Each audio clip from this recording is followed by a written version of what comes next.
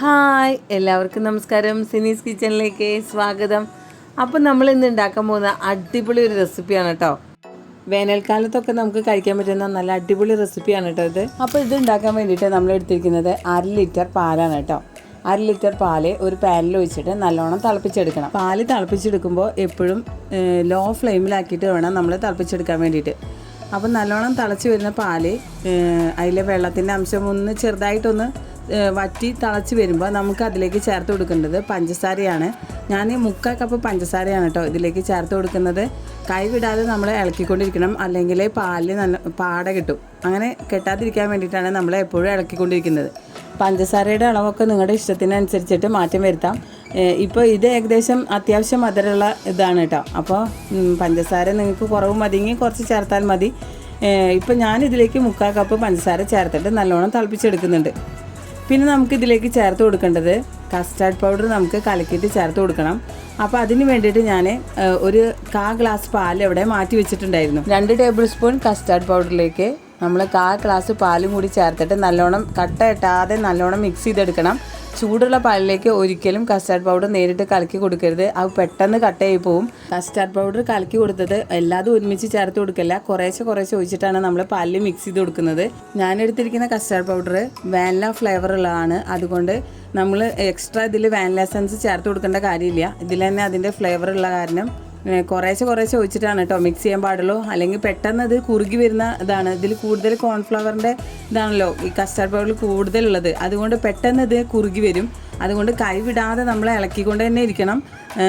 കുറേശ്ശെ ചേർക്കുമ്പോൾ അപ്പം തന്നെ ഇളക്കിക്കൊണ്ടേ ഇരിക്കണം. ഇപ്പോൾ കണ്ടില്ലേ, അത്യാവശ്യം ഒരു കുറുകി വന്നിട്ടുണ്ട്. കുറച്ചും കൂടി ഒന്ന് കട്ടയായി കഴിഞ്ഞാൽ നമുക്ക് നിർത്താം കേട്ടോ, ഗ്യാസ് ഓഫ് ചെയ്യാം.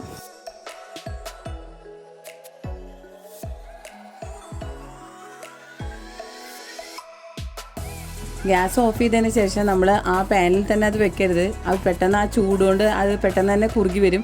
നമ്മൾ വേറൊരു ബൗളിലേക്ക് മാറ്റിയെടുക്കണം. അത് തണുത്തതിന് ശേഷമാണ് നമുക്ക് അടുത്തുള്ള കാര്യങ്ങൾ ചേർത്ത് കൊടുക്കേണ്ടത്. അപ്പോൾ ബൗളിലേക്ക് മാറ്റിയതിന് ശേഷം ഇപ്പം നന്നായി തണുത്തിട്ടുണ്ട് കേട്ടോ. അപ്പോൾ കുറച്ചും കൂടിയും കട്ടിയായി മാറും.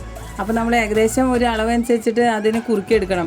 നമ്മൾ നല്ലോണം കുറുക്കിയെടുത്ത് കഴിഞ്ഞാൽ നമ്മൾ ചൂടാറി വരുമ്പോഴേക്കും കുറച്ചും കൂടിയും കട്ടിയായി പോകും. ഇപ്പോൾ ഇത് നല്ലോണം തണുത്തിട്ടുണ്ട്. പിന്നെ ഇതിലേക്ക് നമുക്ക് ഇഷ്ടമുള്ള ഫ്രൂട്ട്സൊക്കെ നമുക്ക് ചേർത്ത് കൊടുക്കാം. ഞാനിതിലേക്ക് കുറച്ച് ആപ്പിൾ ചെറുതാക്കി നുറുക്കിയത് എടുത്തിട്ടുണ്ട്, കുറച്ച് മുന്തിരി എടുത്തിട്ടുണ്ട്, പിന്നെ ഇതിലേക്ക് കുറച്ച് പൊംഗ്രാനൈറ്റ് എടുത്തിട്ടുണ്ട്, പിന്നെ ഇതിലേക്ക് കുറച്ച് മാംഗോ ചെറുതായി അരിഞ്ഞത് എടുത്തിട്ടുണ്ട്, പിന്നെ ഗ്രേപ്സ് എടുത്തിട്ടുണ്ട്. അങ്ങനെ നമുക്ക് ഇഷ്ടമുള്ള ഏത് ഫ്രൂട്ട്സ് ആണോ അത് നമുക്ക് ഇതിലേക്ക് ചേർത്ത് കൊടുക്കാം. ഇതെല്ലാതും കൂടി ചേർത്തതിന് ശേഷം പിന്നെ ഇതിലേക്ക് കുറച്ച് അണ്ടിപ്പരിപ്പോ ബദാമോ എന്താണ് നിങ്ങളുടെ കയ്യിലുള്ളെങ്കിൽ അതും കൂടി നമുക്ക് ഇതിലേക്ക് മിക്സ് ചെയ്ത് കൊടുക്കാം കേട്ടോ. അപ്പോൾ ഒരു ചെറുതായിട്ട് കടിക്കുമ്പോൾ നല്ലൊരു ടേസ്റ്റ് ഉണ്ടാവും. അപ്പം പൈനാപ്പിൾ നിങ്ങളുടെ കയ്യിലുണ്ടെങ്കിൽ അത് ചേർത്ത് കൊടുക്കാം. നിങ്ങൾക്ക് ഏതാണോ ഇഷ്ടമുള്ളത് അതൊക്കെ നമുക്ക് ചേർത്തിട്ട് നല്ലോണം മിക്സ് ചെയ്തെടുക്കാം.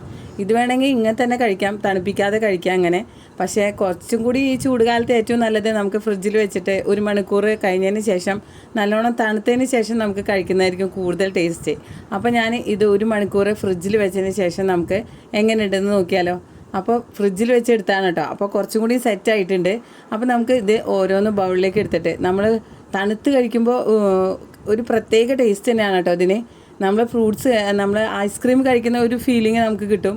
നല്ല തണുത്തിരിക്കുകയാണല്ലോ. അപ്പോൾ ഫ്രൂട്ട്സൊക്കെ നമ്മൾ ഇടയ്ക്ക് ഒന്ന് കടിച്ച് കഴിക്കുമ്പോൾ നല്ലൊരു ടേസ്റ്റ് തന്നെയാണ്. അപ്പോൾ കുട്ടികളെല്ലാവരും സ്കൂൾ പൂട്ടിയിട്ട് വീട്ടിൽ തന്നെ ഇരിക്കുകയാണല്ലോ. അപ്പോൾ അവർക്ക് പുതിയ രീതിയിൽ നമ്മൾ ഉണ്ടാക്കി കൊടുക്കുമ്പോൾ അവർ ഫ്രൂട്ട്സ് കഴിക്കുകയും ചെയ്യും. വേനൽ ചൂടിന് ഒരു ആശ്വാസം തന്നെയാണ്. അപ്പോൾ നമ്മുടെ ഈ കസ്റ്റാർഡ് ഫ്രൂട്ട് സലാഡ് നിങ്ങളെല്ലാവരും ട്രൈ ചെയ്തിട്ടില്ലെങ്കിൽ ഇതുപോലെ ഒന്ന് ട്രൈ ചെയ്ത് നോക്കണേ. അപ്പോൾ നിങ്ങൾക്കെല്ലാവർക്കും ഈ വീഡിയോ ഇഷ്ടമായെങ്കിൽ ലൈക്ക് ചെയ്യാനും നിങ്ങളുടെ ഫ്രണ്ട്സിനെല്ലാവർക്കും ഷെയർ ചെയ്ത് കൊടുക്കാനും നിങ്ങളുടെ അഭിപ്രായങ്ങൾ കമൻറ്റ് ബോക്സിൽ അറിയിക്കാനും മറക്കരുതേ. അപ്പോൾ ഇനി അടുത്ത വീഡിയോയുമായി കാണാം. താങ്ക്